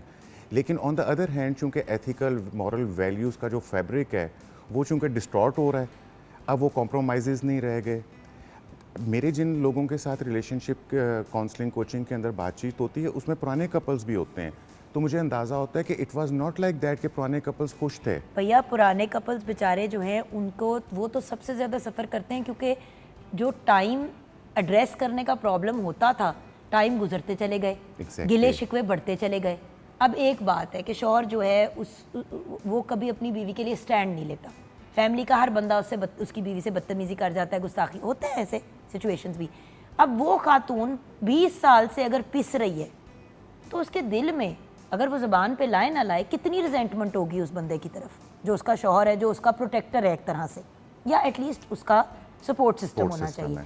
सो पुराने कपल्स बेचारे, तो कभी आपने नोटिस नहीं किया कुछ ऐसे भी पुराने कपल्स हैं जो 40 साल से शादियां हुई हैं और सलाम दुआ नहीं एक दूसरे को करते। Exactly, they are two कमरे अलहदा हैं, रह एक घर में रहे लेकिन ताल्लुक कोई नहीं। दो अलहदा लोग एक छत के नीचे रह रहे हैं, बिल्कुल ठीक है। अब सिर्फ फ़र्क ये आया है कि दे आर रिफ्यूजिंग, वो चाहते हैं कि हम नई अपॉर्चुनिटीज़ को देख लें। दे थिंक दिस थिंग कि अगर मैं यहाँ पे मेरा इस रिलेशनशिप के अंदर गुजारा नहीं है तो आई एम बेटर अलोन, क्योंकि अब लोग प्रायोरिटाइज़ कर रहे हैं अपने माइंड के पीस को, लोग प्रायोरिटाइज़ कर रहे हैं अपनी इंडिपेंडेंस को। और जब उनको रास्ता निकल आता है, बुनियादी रिलेशनशिप के उसूल पहले भी वही थे, अभी भी वही हैं। Love, care, respect, emotional support, सबको ज़रूरत है इसकी। मैंने उस दिन किसी को एक बात मैं अपनी दोस्त को कह रही थी, वो मुझे कहती है, वो she is going through a hard time, उसने कहा मैं डिवोर्स लेना चाहती हूँ। हुसैन भाई सोचे, मुझे कहती है मुझे एक बात पता जुगन, कमाना भी मैंने खुद है, मेहनत भी सारी मैंने खुद करनी है, बच्चों को भी मैंने देखना है, हर चीज़ मैंने खुद करनी है, तो रूममेट के लिए तो मैंने शादी नहीं की थी ना, कि बस हम एक कमरा शेयर करते हैं और उनकी और उनके ख़ानदान की सारी डिमांड्स को मैं पूरा करूं। मेरी ज़ात बीमार हुई, उस बेचारी को कैंसर भी हुआ, वो अकेला उसने उस पूरे प्रोसेस से गुजरी, हस्बैंड फैमिली को। तो मैंने भी फिर एक लम्हे के लिए सोचा, बात तो सही कह रही है, शादी तो बंदा सुकून के लिए करता है, मोहब्बत प्यार के लिए करता है, कंपेनियनशिप के लिए करता है। जब वही चीज़ें नहीं हैं तो दंगे फसाद के लिए घर में बैठे हैं। लेकिन हमने ये भी नहीं कहना कि लोगों को हम इनकरेज करें कि वो डिवोर्स लें, तो हम आई गेस इस पे फोकस करेंगे कि हम ताल्लुकात को मजबूत कैसे बना सकते हैं। आप दोनों का, सर आपका रोल क्या है आपकी मैरिज में, और मैम आपका क्या रोल है? मैं रोल जानना चाहती हूँ। अच्छा, ऐसा है कि ये एक तरफा कुछ भी नहीं चलता, ये दोनों चीज़ें टू वे होती हैं। जैसे सर बात कर रहे थे कि जी रिस्पेक्ट है, एक दूसरे के लिए टाइम निकालना, सैक्रिफाइस करना, बाकी चीज़ें नहीं होता ना कि ये तेरा डिपार्टमेंट या मेरा होता ना अलग अलग। अब मेरी एक दोस्त है, उसका मियाँ खाना बनाता है, वो कहते तुम बहुत बुरा खाना बनाती हो, खाना मेरा डिपार्टमेंट है, लॉन्ड्री तुम्हारी रिस्पॉन्सिबिलिटी, वो बाहर रहते हैं।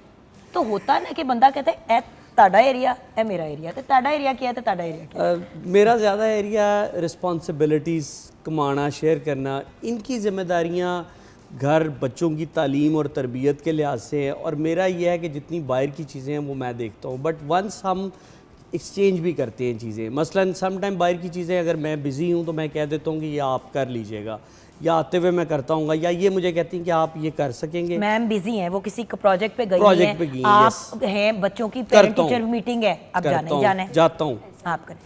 मैडम आप बिल्कुल सही कह रहे हैं, हम बांट लेते हैं। मतलब अगर बाहर की जिम्मेदारी उन्होंने ली हुई है तो घर को मैं देखती हूँ, लेकिन कभी वैसे वाइस वर्सा भी हो जाता है, आई एम नॉट होम, तो ये इनको मैं फ़ोन करके कह दूंगी कि जी मेरा ये है प्रोजेक्ट या इस तरह है, मैं बच्चों को खाना खिला देना। हाँ जी, बच्चों को मैंने ये चीज़ें यहाँ मैनेज करके रखी हुई हैं। बट देखे ना कितनी बड़ी बात है कि उनको ये एक हौसला है कि मैं कहूँगी तो कर भी लेगा। ये भी तो प्रॉब्लम है ना, नहीं, ये कहने एक पे भी बात नहीं करते मियाँ। इसमें बात आती है स्पेस देनी भी होती है, इसमें मिल के चलना होता है। अगर वो कहें कि मैंने नहीं करना, तो नेक्स्ट टाइम मैं भी सोचूंगी कि नहीं, ये मतलब खाली सारी जिम्मेदारी मेरी तो नहीं, हम बांट लेते हैं। जहाँ हम मतलब जहाँ उनको मुझे पता है कि वो कर लेंगे जो चीज़ मैनेज, मैं उनको कह देती हूँ कि ये आपने मैनेज करना है आज के दिन के लिए। समटाइम्स ऐसा होता है कि वापसी पे बच्चे मैं नहीं पिक कर सकती हूँ, मैं नहीं ले सकती, मैं उनको फ़ोन कर देती हूँ कि जी आपने करना है, तो हम मिल के एक और चीज़ भी है, हमने मुझे नहीं पता लोग सीखते हैं या नहीं, लेकिन मैंने अपने वालिदैन की गलतियों से बहुत सीखा। आई बिलीव, मैं कहता हूँ, मुँह पे कहता हूँ कि मैं अपने वालिद से ज़्यादा बेहतर वालिद और शौहर हूँ, क्योंकि जो गलतियाँ उन्होंने की अगर मैंने भी करनी तो फिर मेरे पढ़े लिखे होने का कोई फ़ायदा नहीं है। तो भैया ये वाली बात है ना, हम क्यों अपने बच्चों को पढ़ाते लिखाते हैं, उनको एक सर्टेन लेवल पे पहुंचाते हैं, इसीलिए करते हैं ना ताकि उनमें शऊर आए और वो गलतियां ना रिपीट करें जो हमने की हैं। यहाँ पे ब्रेक की तरफ चलते हैं, ब्रेक के बाद अब वापस आएंगे। मसला हमने समझ लिया, मुझे मसले का हल चाहिए। ये दोनों माशाल्लाह एक इतनी खूबसूरत, इतनी पॉजिटिव, और बाय द वे हम हमेशा सोचते हैं कि कामयाब कपल वो है जिसमें रोमांस बहुत है। व्यूअर्स, रोमांस 6 महीने साल बाद साइडलाइन हो जाता है। रोमांटिक ज़रूर रहना चाहिए एक दूसरे के साथ, लेकिन ज़िंदगी भी साथ लेके चलनी है, उसमें प्रैक्टिकलिटी का भी एक एलिमेंट बहुत इंपॉर्टेंट होता है। तो ये बैलेंस इन लोगों ने कैसे ढूंढा? एंड ऑफ कोर्स सर, सबसे पहले तो फॉर्मूला आप हमारे साथ शेयर करेंगे ब्रेक के बाद।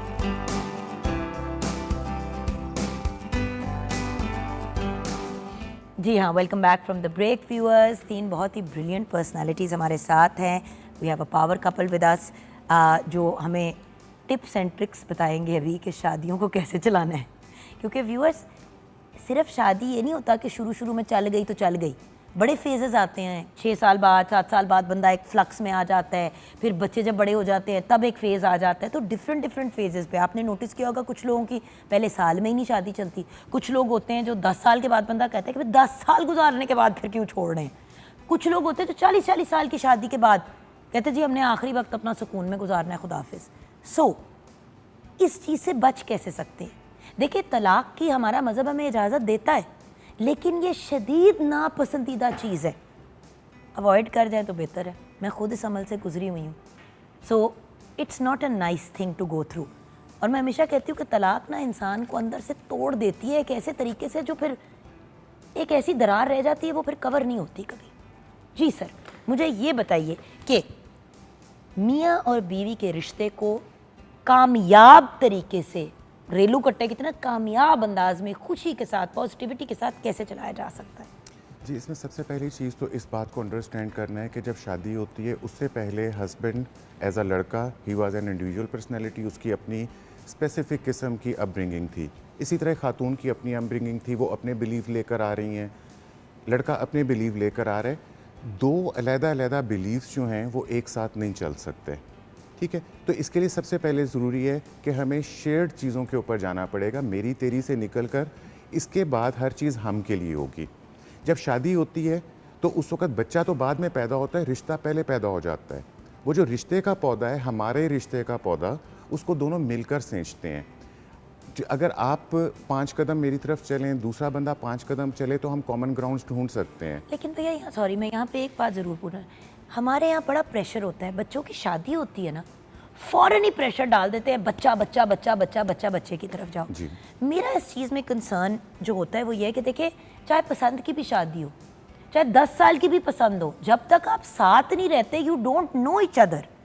असल में तो पता चलता है ना जब आप एक्चुअली साथ सोते हैं, जागते हैं, खाते हैं, पीते हैं, इन चीज़ों पे लड़ाइयाँ होती हैं। सो अभी वो बॉन्ड नहीं बना होता और हम अगले स्टेप पे चले जाते और हैं। बचा फौरन। तो क्या फैमिलीज़ को थोड़ा कम ये प्रेशर करना चाहिए बच्चों पे कि भाई 2-3 साल एक दूसरे को जान लो, उसके बाद फिर अगले स्टेप की तरफ, स्टेप बाय स्टेप। एग्जैक्टली, जब तक आप अपनी लाइफ को, जिस तरह मैंने आपसे बताया कि अब ये हमारी लाइफ है, इसकी वैल्यूज़ क्या होंगी, इसमें तरीका क्या होगा, इसको डिस्कस करना पड़ेगा, इसको शेयर करना पड़ेगा। अगर हम लोग 4-5 चीज़ें पहले अपने जहन में रख लें कि रिलेशनशिप के अंदर love, care, value, emotional support, ठीक है, बाउंड्रीज़ का ख्याल करना, एक दूसरे को ग्रोथ के लिए स्पेस देना, टुगेदरनेस और इंडिपेंडेंस, इसके ऊपर डिस्कशन करना।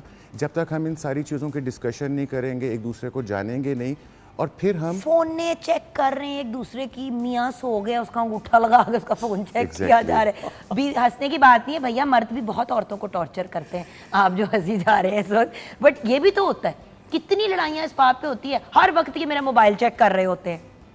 आपका मोबाइल है, उनका मोबाइल है, why are you going into each others personal things? हम लोग स्पेस नहीं देते एक दूसरे को, स्पेस, ठीक है। अच्छा, जब हम लोग ये चीज़ें कर लेते हैं, हम शेयर्ड वैल्यूज़ डिस्कस कर लेते हैं, जिसको मैं हमेशा बोलता हूँ हमारा तरीका, ना तुम्हारा तरीका ना मेरा तरीका, हमारा तरीका। हमारा तरीका हर चीज़ में, प्यार करने में, बच्चों को पालने में, फाइनेंसिस को डील करने में, एक दूसरे को, पेरेंट्स को हम कैसे देखेंगे, हम कॉन्फ्लिक्ट्स को कैसे मैनेज करेंगे, हम लड़ाई कैसे करेंगे, तो मैं हमेशा अपने जो कपल्स के साथ डील करता हूँ, मैंने ये कहता हूँ कि शादी का शुरू का टाइम जो होता है ये असूल बनाने का टाइम होता है। जब क्राइसिस आएंगे ना, जब गुस्सा आ जाएगा, उस वक्त तो कुछ समझ नहीं आएगी। आपका रेस्क्यू क्या करेगा, हमारा असूल क्या है, हमने इससे ज़्यादा ऊंची आवाज़ नहीं बोलनी, हमने ये लफ्ज़ नहीं बोलने, हमने अपने कॉन्फ्लिक्ट को ऐसे रिजॉल्व करना है। और by the way conflicts resolve करने के बहुत से तरीके हैं, जैसे कि आप जैसे बात कर रहे थे कॉन्फ्लिक्ट की, तो एक छोटी सी बात बताऊंगी आपको। यह भी मैं जब बाहर गई हुई थी तो एक बड़ा प्यारा कपल मुझे मिला, लीना एंड उसका क्या नाम है लड़के का, केसी, ठीक है ना।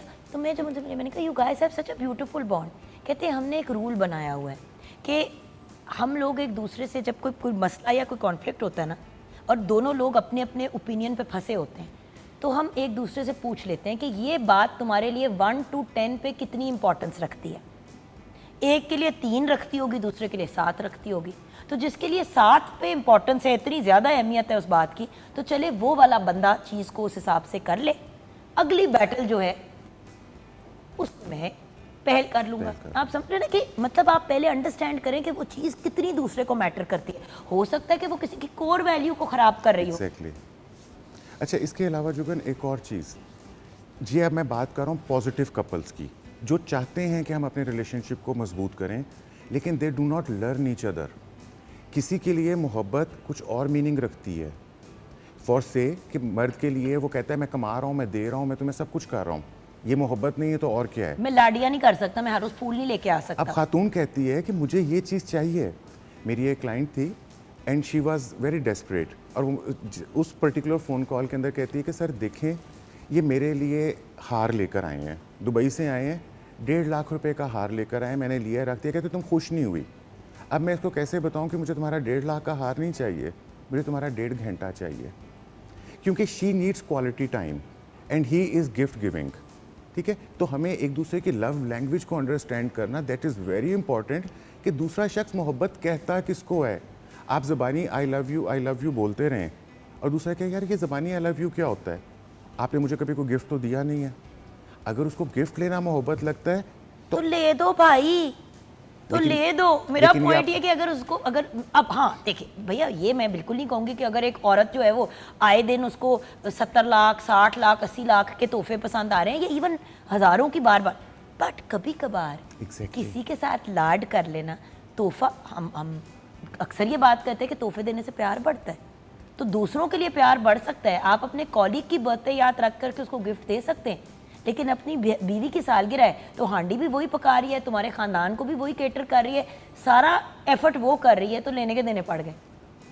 आप लोगों के ताल्लुक में आप मुझे क्या एडवाइस देंगे हमारे अच्छा, सबसे पहले तो इस पे जुगन ऐसा है कि सोसाइटी में जब हम शादियां करते हैं ना, तो हम सिर्फ पहले फेस वैल्यू देखते हैं, शक्लें, फिर आप कैरियर की कैरियर से शादी, डिग्री की डिग्री से शादी, ऐसा नहीं होता। तो इधर भी तो डिग्री की डिग्री से नहीं, शादी हुई है भैया। नहीं ऐसा नहीं है। ये चीज़ें मैटर करती हैं, वैसे कह रही हूँ कि बड़े पढ़े लिखे लोग आज हमारे साथ शायद इतनी नहीं करती जितना एक दूसरे को अंडरस्टैंड करना और एक दूसरे की ज़ात को एक्सेप्ट करना। हर शख्स में खूबियाँ खामियाँ हैं, आप उसको उसकी खूबियों खामियों समेत एक्सेप्ट करें, और फिर आहिस्ता आहिस्ता जब आप फैमिली ग्रो करते हैं तो फिर एक दूसरे के लिए रिस्पेक्ट जो है वो डेवलप होती है। आप दूसरे को इंसान समझें, शौहर है बीवी को, बीवी है शौहर को। अगर दोनों के दरमियान रिस्पेक्ट का रिश्ता नहीं है या लिविंग रिलेशनशिप नहीं है, खाली सिर्फ डिग्री की शादी डिग्री से या स्टेटस की स्टेटस से है या शक्ल की शक्ल से है, तो वो थोड़े अरसे के बाद बिल्कुल बेमानी हो जाता है।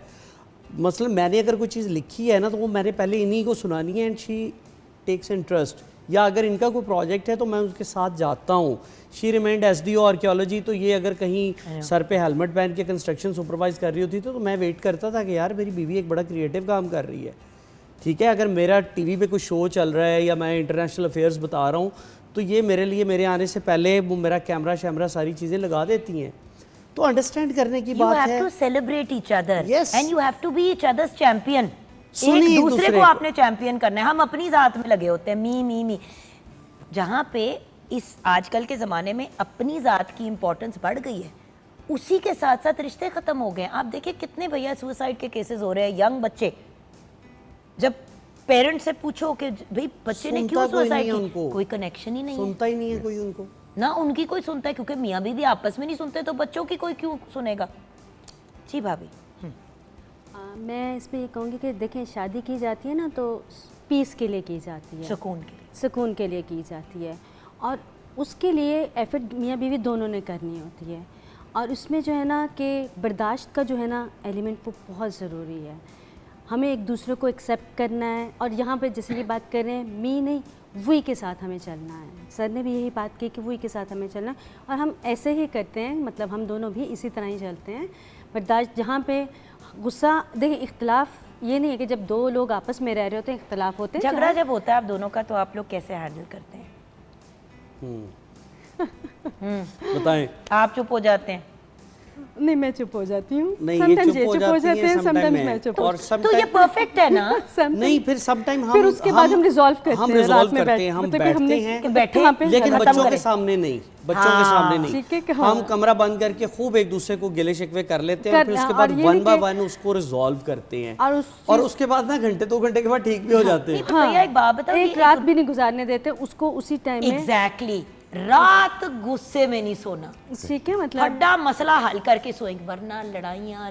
नहीं, फिर वो हफ्तों फिर में या है वो कॉफी पिलाती हैं या मुझे कहती हैं कि तुम लेके चलो कॉफी पिला दी। और उस अक्सर उसमें जो पहल है ना वो हुसैन करते हैं। अब ये वो भी तो रोमांस है ना व्यूअर्स, ये भी तो रोमांस है। और अक्सर उसमें पहल हुसैन करते हैं, वो कहेंगे बैठो इसको डिस्कस करो।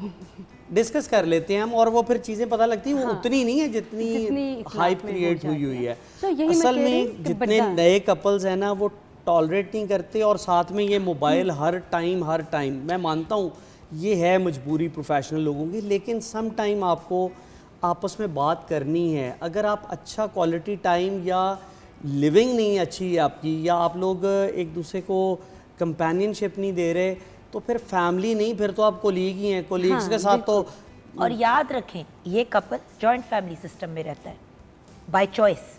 इस स्टेज पे अपनी ज़िंदगी में अपने करियर के ये जो मर्ज़ी करें, कोई लिमिटेशन नहीं है कि पेरेंट्स के साथ ही रहना है, कोई मजबूरी है। इसलिए क्योंकि ये इनके लिए मैटर करती है चीज़ें। अगेन मैं ये नहीं कह रही हूँ कि हमें जॉइंट फैमिली में रहना चाहिए या न्यूक्लियर फैमिली में रहना चाहिए। मेरा सिर्फ पॉइंट ये है कि अगर आपस में ताल्लुक स्ट्रॉन्ग है तो जॉइंट फैमिली में भी आप सही रहेंगे और आप अकेले भी साथ रहेंगे, बट अंडरस्टैंडिंग। फाइनली सर, आपकी बात से हम अपने प्रोग्राम को कंक्लूड करेंगे। फैमिलीज़ के रोल पे भी थोड़ा सा अपना राय ज़रूर दे दीजिएगा और हमारे व्यूअर्स को पैगाम दे दीजिए। फैमिलीज़ का रोल जो है, जिस तरह भी आपने बात की है कि 2 है, एक आपकी न्यूक्लियर फैमिली है जो आपकी इमीडिएट फैमिली है, और फिर आपकी एक्सटेंडेड फैमिली है जो आपकी जॉइंट फैमिली के अंदर है। फैमिली चाहे न्यूक्लियर है चाहे आपकी एक्सटेंडेड फैमिली है, इसके अंदर कुछ बुनियादी चीज़ें हैं कि अगर आप म्यूचुअल रिस्पेक्ट नहीं करते, एक दूसरे को केयर्ड और वैल्यूड फील नहीं करवाते, इमोशनल सपोर्ट नहीं दे सकते, आप उनको टुगेदरनेस और फ्रीडम, इसका बैलेंस क्रिएट नहीं कर सकते, तो कोई फैमिली भी कामयाब नहीं हो सकती। तो अगर हमें अपनी फैमिलीज़ को कामयाब करना है तो हमें एक दूसरे की इमोशनल लैंग्वेज को अंडरस्टैंड करना होगा, लव लैंग्वेज को अंडरस्टैंड करना होगा, हमें एक दूसरे को स्पेस देनी होगी, सुनना होगा। अगर हम सिर्फ अपनी ज़ात के हसार के अंदर ही गुम रह जाएंगे, हम अपने अलावा कुछ और नहीं सोचेंगे, तो फिर जिस तरह आपने कहा था कि आप एक घर में रहते हुए 2 इंडिविजुअल सोल्स बन जाएंगे। और आजकल क्या हो रहा है कि मियाँ बीवी अलग इंडिविजुअल सोल्स हैं, बच्चे अलग इंडिविजुअल सोल्स हैं, और उनका कोई कॉमन पॉइंट, कोई कॉमन फैक्टर, कॉमन एक्टिविटीज़ रह ही नहीं जाती। तो फिर ऐसी family is fated to doom, ये ख़राब हो जाएगी। बिल्कुल सही। Thank you so much for joining us. I know कि आप लोग बहुत बिजी होते हैं और जब मैं दूसरे किस्म के टॉपिक्स पे बुलाती हूँ तो आप बड़े खुशी खुशी आते हैं। आज हमने ज़बरदस्ती आप दोनों को बुलाया एज अ कपल, बिकॉज देखिए ग्लैमरस कपल्स हम मीडिया वगैरह में देखते हैं और हम ये नहीं रहे और सोचते हैं कि ओ that's an ideal couple. Ideal couple is a functional couple, a couple जिनकी आपस में कॉमराडरी है, जो एक दूसरे को चैम्पियन करते हैं और जिन्होंने एक दूसरे को तो स्पेस दिया लेकिन अपने ताल्लुक के बीच में कभी स्पेस नहीं आने दी, जिसकी वजह से ना कभी सास, ना कभी ससुर, ना कोई हमसाया, कोई बंदा बीच में नहीं आ पाया। मैं हमेशा वैसे सर एक बात कहती हूँ, पता नहीं maybe I am right और रॉन्ग, कि अगर मियाँ बीवी का बॉन्ड स्ट्रॉन्ग है ना व्यूअर्स, तो 70,000 करोड़ लोग भी बीच में आने की कोशिश करेंगे, वो नहीं आ पाएंगे। और अगर आपका बॉन्ड कमज़ोर है ना, तो सिर्फ सास का आपको मुड़ के ऐसे देखना भी बुरा लग जाएगा और उस पर एक जंग शुरू हो जाएगी आपकी और मियाँ की।